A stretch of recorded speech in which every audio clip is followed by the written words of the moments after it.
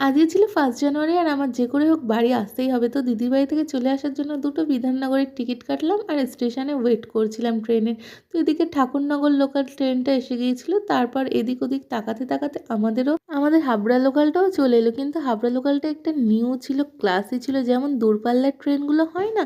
তো দেখো সিট ছিল, বেসিন থেকে শুরু করে বাথরুমেরও ব্যবস্থা ছিল। তারপর এই কাকুটা দেখো উইন্ডো সিট নিয়ে কেমন ভাবুক চিন্তা ভাবনা করছে, প্রেমিকার কথা মনে করছে।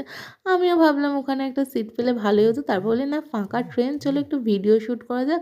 আমি আর মনিয়া মিলে কিছু ভিডিও শ্যুট করছিলাম। আর এই আস্তে আস্তে সূর্যাস্তের দৃশ্যটাও খুব সুন্দর লাগছিলো।